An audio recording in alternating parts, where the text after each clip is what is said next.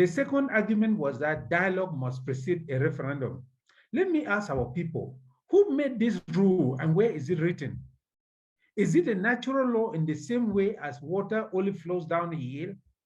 If there is to be dialogue, it will be held between the warring parties, that is to say, La République du Cameroon and Independentists. Independentists are not going to negotiate for good governance or a patching up of the relation. This is not a failing marriage that they want to rescue. All they want is for La République du Cameroon to quit Ambazonia. So what are they going to negotiate? I would like any of us to reflect on that and tell me what, if they say dialogue today, what are people are going inside that dialogue to go and negotiate? Are they going there just to say that the negotiations are failed and therefore we should go for a referendum? If they did that, the only thing that can be negotiated when that dialogue fails are the terms of the referendum. Why then do we have to let the war prolong so much before we do that? Why can we not put our solution to our international partners and persuade them to present the solution to Cameroon? There is too much to be discussed under this topic. Let me only say that it is not a law of nature that dialogue must precede a referendum. In most previous cases, it happened like that because both sides were trying to patch up their relations. For example, in the case of the South Sudan, the parties began by affirming that the unity of Sudan was priority to the parties and that South Sudan aspirations could be satisfied within that framework before they went on to acknowledge the right of South Sudanese to self-determination through a referendum, among others. In East Timor, both Portugal and Indonesia agreed to request the Secretary General of the United Nations to put the agreed autonomy status of East Timor to the people through a direct, universal secret ballot for the approval or rejection. Our case does not fall in any of these categories. Or are we going also to agree that the one and indivisible Cameroon is also a priority? So we have to deal with the uniqueness of our case. If we intended to work out some patching up arrangement, which must collapse before our people decide, then we can see why a peace agreement to set out that arrangement is necessary. But do we need it? Do we need that dialogue to go and say the dialogue has failed because we are not going to patch up? Are we also going to agree that our aspirations can be satisfied within the one and indivisible Cameroon? Those, our case is different. Through intermediaries, there can be arrangement on a referendum, and then the parties hold dialogue only to discuss the terms of that referendum. The concrete terms of any negotiation must wait for the results of a referendum. If independentists win, they will negotiate separation with La République du Cameroon. If Federalists win, they will negotiate federation with La République du Cameroon. If Unionists win, the status quo continues under La République. The concrete terms of the 1961 plebiscite had to wait for the results of the plebiscite as is captured in paragraph 5 of Resolution 1608XV. Let us also ask this question. Does dialogue represent the wishes of the people? Of course, no. If dialogue is boycotted by some major groups, the entire process is undermined. Even if all the major groups participate, there is always a chance of things going wrong. The outcome of any dialogue depends on the negotiators. It depends not only on the negotiators, but even more critically on the facilitators. Once you go into dialogue and the facilitators gang up against you, you are finished. Those who know can go back to the Nigerian Biafran War and see what happened there. Nagy had repeatedly made statements which showed that he had already taken his position even before the dialogue. When Nagy kept saying that the last thing Africa needed was a small and poor state, that this and that, what was all that when they were saying that they support the dialogue? Why didn't he wait for the outcome of the dialogue to tell him? No, they had taken their position, and that position was against us. I also take you back to 1961. Look through all the discussions that Foncha went through. How is it that he was unable to back out of them for not representing the wishes of the people? So the other point that is that it will be rigged. Let our people look back in the history of people fighting foreign domination and tell me where they lost in a referendum. Why don't we learn from history? In all previous referenda organized or mediated by the international community, the annexing power never plays the role it plays in its domestic elections. So if we had an international referendum, MINAT, ELECAM, the sous-prefects, the chiefs, and so on, will not play the roles they play in Cameroon elections. Cameroon will not control registration and will not control the results. Everything will be negotiated using the previous experiences of the UN and international community in such cases, plus the uniqueness of our own case. If you take out the registration and control of results from the hands of La République du Cameroon, how will it be able to rig the election? Always also remember that the voting will not take place in La République du Cameroon, but in the southern Cameroon, so they cannot invade the polling stations. We will agree on the eligibility criteria with the international community and La République du Cameroon. Voting material will be handled by the UN or some other international body. All results can be certified and declared at each polling station and then sent to the Referendum Commission only for centralization and declaration. There are many ways to minimize or exclude any rigging. The other criticism is that La République will never accept a referendum. We have said that of all proposals, it is a referendum that La République is likely to accept. Why? Because it spares the embarrassment that it could not defeat Ambazonia or that Ambazonia defeated it. La République has staked all its honor on this war. If it cannot win Ambazonia in battle, what else will it accept if not a referendum? A referendum is a dignified exit for La République du Cameroon. We must always understand that in war, you must give your enemy honor, even when you are defeating him. We are not defeating La République du Cameroon, but we are offering a hand of friendship to put aside our absolute claim to our territory to allow La République du Cameroon to contest that claim. It was Paul Biya himself who suggested the idea of a referendum to Jeune Afrique in 1999. Should we not hold him? Should we not be holding him to his word today? We have to be tactical the way we go about presenting this option to the international community and throw it to La République du Cameroon. The final point is that it is a betrayal of our cause. I can only reply that we cannot betray our people by giving them the power to decide their fate by themselves. That is what is called self-determination. A referendum is a secret ballot for all our people to speak with their own voice where they stand. Nothing could be more authentic. Yes, we had declared our independence. Yes, the UN granted us independence. Yet we had a plebiscite. Yes, we had a plebiscite in 1961. All this is true. But do we enjoy our independence? Do we control our territory? We must think outside of the box if we want to come into possession of our territory. To do so, we must present a proposal that those we rely on cannot refuse. That is the whole idea of a referendum for our people, to give them a platform from which they can speak for themselves. Now we go to the fourth point, the biggest challenges to the idea of a referendum. For me, I see this as this. The first challenge is the fact that our people do not seem to see this clean and clear solution lying before them. While we intensify ground action, the concrete solution we hold in hand should be a referendum. Dialogue will not resolve this conflict.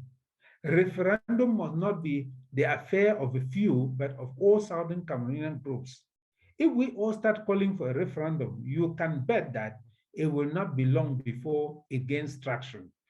Thibault Nagy and others will no longer have the excuse of saying we are dispersed and cannot represent a unified front. This one solution is a unified front. The second challenge I see with the idea of a referendum is the ignorance of our people. Our people do not need to listen to Atemnkeng at all. All they need to do is read about previous cases and relate those cases to their own. Some have thought that opinion polls conducted by Late Tumi, CDN, civil society groups, and so on can serve as a referendum. No, my brothers and sisters, those opinion polls cannot serve as a referendum. Others think that the opinion of independentists automatically qualifies as the Ambazonian opinion. No, it is not. I, Atemnkeng, as a 1,000% independentist, cannot claim that I was elected by people to speak for them. No, I was not elected by them. My nationalism is my personal feeling about the fate of our people. If I can convince my people about my own feeling and our people vote for my position, that's when you will say that our people have chosen the independentist position. But I cannot pretend that I will also impose my own opinion on our people the way La République du Cameroon is trying to impose its opinion. Though the Federalists, the Unionists are hoping secretly that La République will come and say, let's go back to the 1961 Federation. Of course, that simply means another imposition because La République du Cameroon is not going to ask your opinion before it goes back to the 1961 Federation. They are begging La République du Cameroon to do another imposition on our people by simply declaring that they have gone back to the 1961 Federation. And we are saying no. We must have a chance to review our relationship with La République du Cameroon. Therefore, ladies and gentlemen, let us be clear about these issues. The good thing is that the more we talk about referendum, the more our people will educate themselves. Now, in conclusion, let us say this. An internationally organized referendum exclusively for the people of Ambazonia remains the solution of choice in this conflict, considering that no one else other than ourselves recognizes this war as a war of decolonization. All that we need to do is adopt it as our solution and present it to the international community. Our doubts and questions can be answered during this period by proper research into similar cases that the UN or international community has had to deal with. Our fear of rigging can be reduced if we ourselves pay only a little attention to La République du Cameroon's rigging mechanism. If we show enough focus, we cannot lack countries that would be willing to put down resources to help organize a referendum in the event that we are unable to get the UN to do anything. However, enough ground action will force the UN finally to get involved. The idea of a referendum does not exclude ground action. It calls for an intensification of ground action, since imperialism by nature is violent and can only be defeated with violence. They cannot reason until their faith in weapons of death is vanquished. Let us all adopt the referendum solution to end this war sooner rather than later. If we reject referendum, what other option do we have to come into possession of our territory? That is the question I leave with you people. Thank you very much for the possibility to talk to you on this occasion. Thank you very much. Thank you very much, our dear brother, comrade, Mr. Atemnkeng Denis. I must say, from my position, it's actually, I don't know if I'll qualify it a history 101 lesson that I've learned, or a political science 101, but I must say that it's quite an interesting presentation, full of knowledge, full of thoughts, and it is something that anyone who has missed it today will cry for it. But before I open room for questions and answers, because I noticed the hand of Comrade Manjong, I will plead Mr. Atemnkeng that at one point he will make available this communication, this discussion in black and white to us, to further educate us. Before I call on Comrade Manjong, I think one thing I have learned from this presentation, the 14 reasons for the referendum. I am very sure that if it was a classroom exam that I was asked a question to give reasons in favor of the referendum, I could only give 3 from what I have seen here. And one thing I've also learned is the role of a facilitator in the dialogue. I think that is something which also touched me. And of course, a dignified exit for La République. And interestingly, to be frank with colleagues in the House, comrades, is the first time today I'm learning that Mr. Biya had once used the word referendum. I thought that word was deleted is deleted in its own dictionary on memory. And of course, the issue of the rigging, the issue that no one recognizes our war as a war of decolonization means we really have to do much to convince the international community to favor us in this situation. Without much I said, I'll open up to the House, and I'm going to begin with Comrade D. Manjong. But may I please ask Mr. Atemnkeng Denis to close the screen sharing. Okay, thank you. Is Comrade Atemnkeng hearing me? Yes, I've closed it, please. So we are going to move straight into questions and answers. We are going to move straight to questions and answers. I will start with Comrade D. Manjong. I hand over to you. Yeah, Comrade. Also noted. Comrade Atemnkeng. Yeah, listening to you, it's kind of difficult because, yeah, you seem to be making an academic difference between a referendum and a plebiscite, because you do reference 1961 and what the flaws there were. Maybe a referendum would have been better. But a lay understanding of a referendum is that it is kind of a public choice in between options. That will be because La République also claims a 1972 referendum in which the question was whether we wanted to continue with the federation or establish a unitary state. So I am saying, in your presentation, if the effort is to satisfy the interests of the Federalists, the Unionists, and the Separatists or the Independents, how will the referendum be a matter of 3 questions? And if it's a matter of 3 questions, how will that be framed?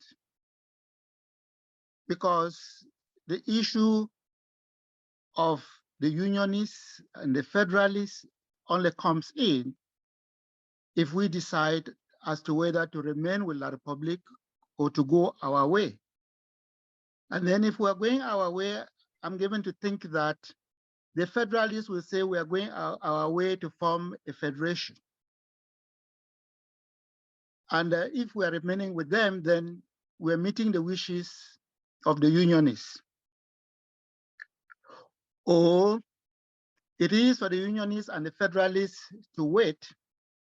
If we decide not to leave, then they can make their presentation of whether we are remaining as a federation or as a unionist state.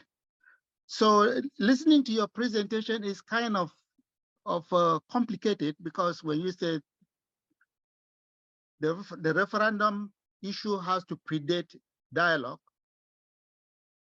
I don't know how are we going to go about, how are we going to come about the idea of a referendum without dialogue. I think there has to be dialogue at some point that allows for all parties to be agreed to a referendum. So I'm just saying that it looks kind of cumbersome and has a couple of contradictions, which in themselves are pretty heavy. And those contradictions kind of make it to lay understanding a little bit difficult, including with myself. So I don't know how I don't know whether I'm asking a question or I'm making an observation. But if you're listening to me, I'm just saying that those to me are some of the problems that need to be clarified to everybody's understanding, to see how a referendum is our best choice, because everybody thought in dialogue, maybe the referendum will come. and then we could either go for it or it may not be necessary, and they will just say, from the logic of our history, the people should be allowed to go. Thank you. Thank you very much, Mr. Atemnkeng. I don't know whether you followed me well, because Federalists are part of our people, Unionists are part of our people, Independentists are part of our people. For us to decide, you must ask the people, isn't it? So the idea of a referendum comes in when there are divergent points of view amongst a people whose future needs to be sorted out. That is when they will ask, because those issues, they will definitely ask us whether we want to form a federation with La République du Cameroon, whether we want to go a separate way. Those two questions are inevitable in any referendum for our people. You see, so if the Federalists win, it means they have said that those who campaign for a federation will be the ones to negotiate a federation with La République du Cameroon, or whatever. But the reality is that we must ask that those two questions must be part of the questions to be asked in a referendum, whether we want to rule ourselves or whether we want to form some kind of negotiated federation with La République du Cameroon. I think that is very clear. The other issue that you raise is how we can come about a referendum without dialogue. Of course, this is explained in the issue in the article we just read now, because the question that we ask is it a natural law that dialogue must precede a referendum? And we said no.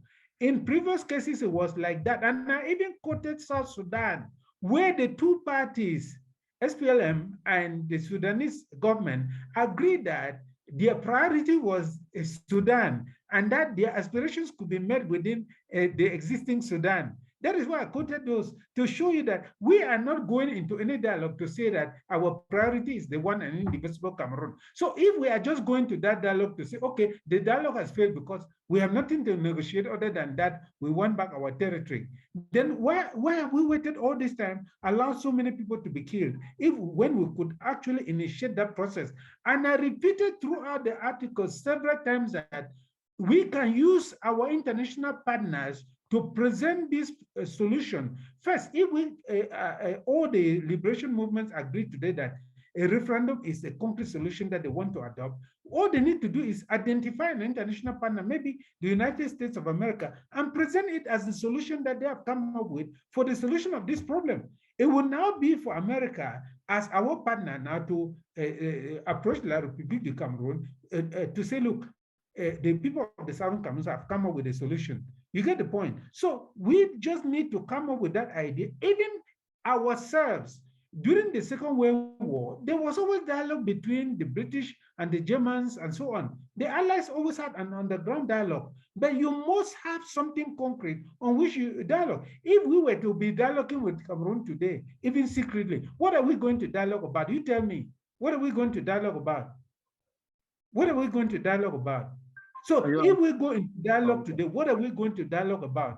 Tell me, what are you going to dialogue? Just to say that the negotiations are failed. So therefore, my brother, I think this is very clear. I will share the article so that you can read it, and all these questions that you have asked are clearly stated and resolved inside the article. Thank you.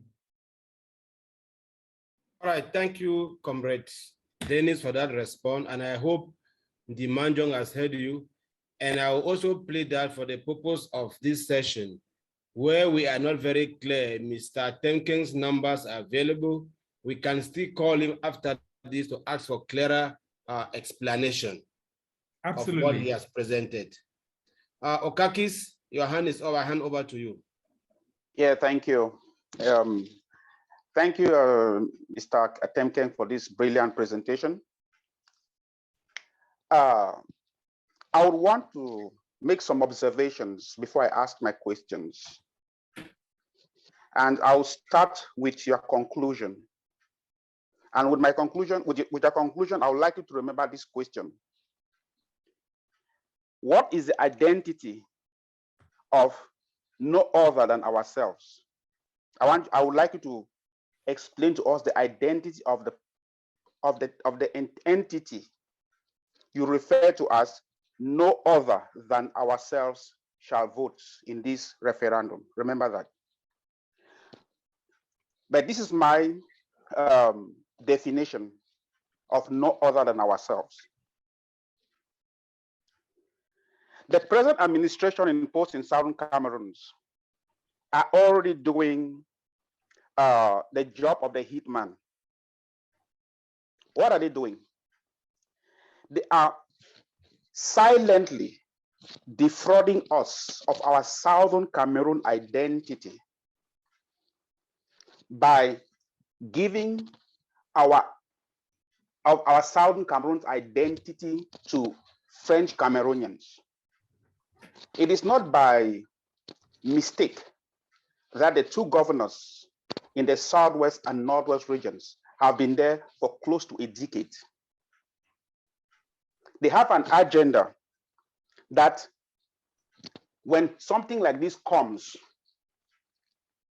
the identity of that, of which you refer to as none other than ourselves, are the ones going to vote in their majority. And the so-called international community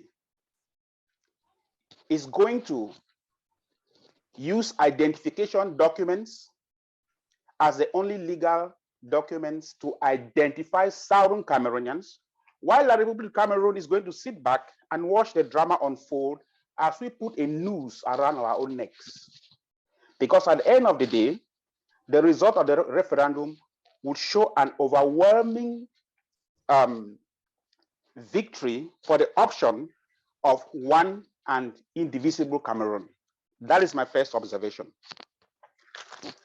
My second observation has to do with your question, too early or too premature. I want you to remember that the 1996 Constitution on decentralization never made it to execution 25 years after. It has not made it to execution up to date. And when you listen to French Cameroon politicians pushing back on this issue of decentralization, they tell you, oh, we should take it easy, we should go slowly. It's too, we should take this thing so slowly. 26 years, 30 years is not too much time. They are the ones pulling these things. We are not the ones. So when you say, is it too early or too premature to stop the killing? You should be asking them, is it too early or too premature for them to put in place a governance structure that should have avoided the situation in which we are today? They did not do that. So it is not our fault that these killings are going on. It is they who have never, it is La Republic Cameroon that has never been part of any kind of negotiation, any kind of dialogue that has, whether it happened in, whether it was the Swiss mediated process, whether it was, they have never been willing to take part in any of these. And we have shown the will that we want this thing to end. And I would like also to make a few comments on your point number 14 on UK joining and leaving the EU. We cannot use this to reflect or to transpose to the Southern Cameroon case. No. We know where this so-called international community stands. We have seen them in Mali, where the French, representing the EU and the Western powers, is imposing itself on a sovereign territory, and they don't want to go out. So they have their interests, and they are not just going to support us because we have worked up emotions to the point where they're like, oh, we want to go. And don't forget, the 2018 presidential elections, where we had this fraud supported by international community. You recall the two fake members of Transparency International who came there to validate a rigged elections, a rigged presidential elections. And did the international community step back and say, oh no, we should cancel this election, or we should we should doubt this election and see what happened. No, they did not. They sent their letters of congratulations to someone who rigged the elections, and one of theirs came to validate this election. And I will just make a last point here, which has to do with the administration of Southern Cameroon. As I said, it has been in the hands of a Francophone controlled majority who are putting in place their players as if on a chessboard. These people are not ignorant of what is going to happen in the future. Remember that the United States State Department had in the 50s already projected or had already said that if this Southern Cameroon problem is not solved, there will come a time when there will be this kind of conflagration, and we are there today. So they are not stupid. So when Paul Biya goes and makes statements like referendum, he's not saying it because he is stupid. He's saying it because he knows what his game plan is. Rigging? Really? The rigging is already in place. How many of us go to Cameroon every year to find out, to see what's happening on the ground? How many of us know the things that are happening, to get a feel of what is happening on the ground? To think that we can trust these people. We have the position of, like you said, we have the position, we have the Unionists, the Federalists, and the Independentists. I want to ask you a question. We have this platform called MKPD, My Country People Them. It's a platform of Unionists. And who are these?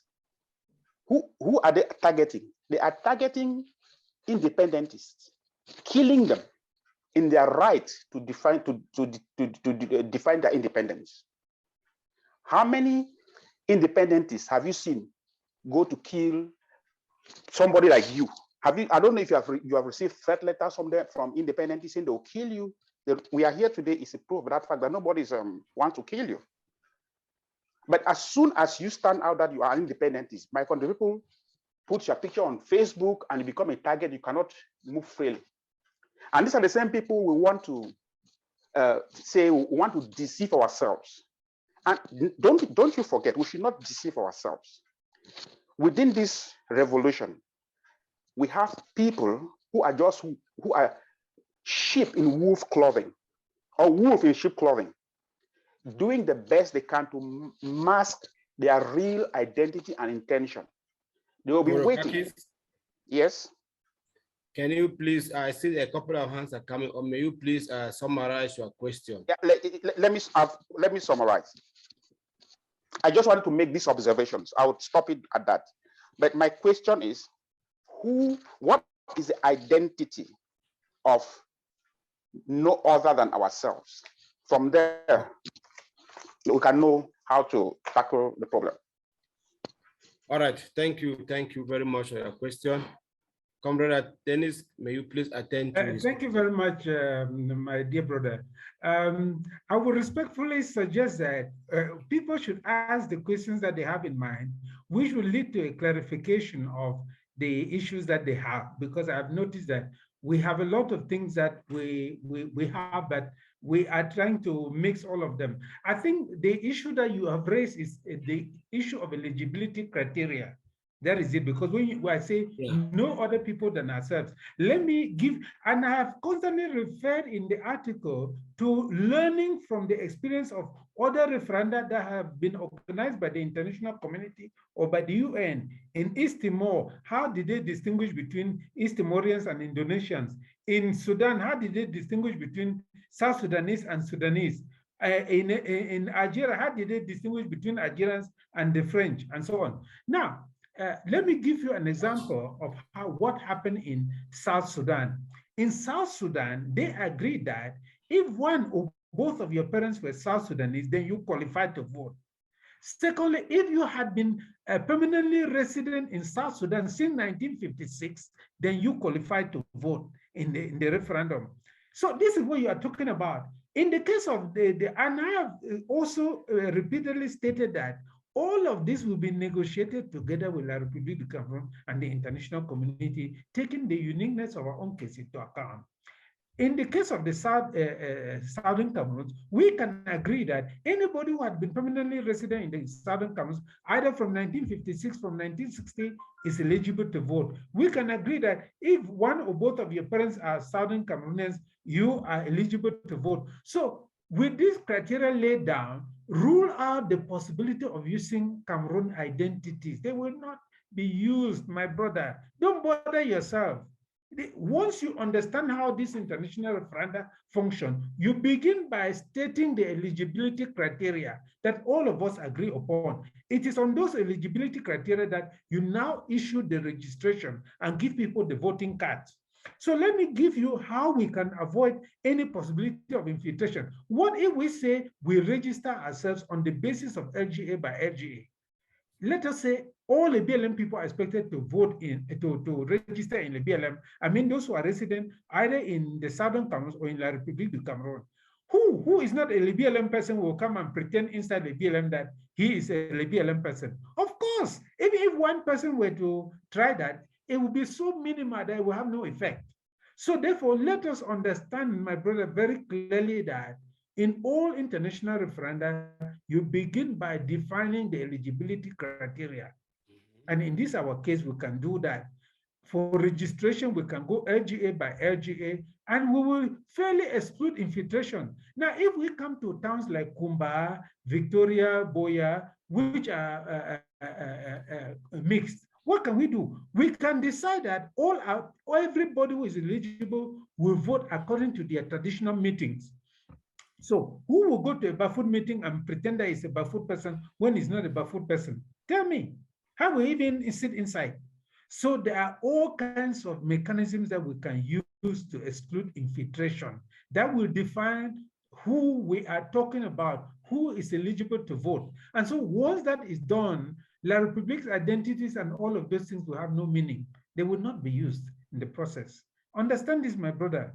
That is why I refer us to read about other referenda that have taken place. Because if we read, we will not be asking this question because our own case is not new. Our own case is not new. The international community has been dealing with this issue of how to separate people who have been mixed up for the purpose of referendum. So therefore, let us understand that this is not a major issue. Now, with the issue of whether it is premature or not premature, even if La République du Cameroon is the one who declared war and is killing us, if we have an interest to stop the war, we cannot say that we hold back and say La République that started the war and the war. No, it is our people who are dying. We have an interest in ending the war. We are not warmongers. We don't want this war to continue. That is why we must come up with a solution, which, and I clearly said that the West that we are relying on, why are we talking to Americans, trying to persuade the British and so on? So if we are going to those people, let us have a concrete solution that will persuade them that they cannot refuse. If we go to the Americans and say to them, look, do you want our people to have a say in this matter? If they say yes, then of course, we say, the only way you can make our people have a say is a referendum. If they ask you, why don't you people just accept a federation? Of course, we say yes. Ask us and we will tell you whether our people want a federation or not. But don't come and ask Atemnkeng. No. Ask the people of the Southern Cameroon. There's only one way to ask them through a referendum. So these things are very clear, my brother. If I will share this so that you have some little time to go over it and you see that all of these questions are clearly answered inside. Thank you very much.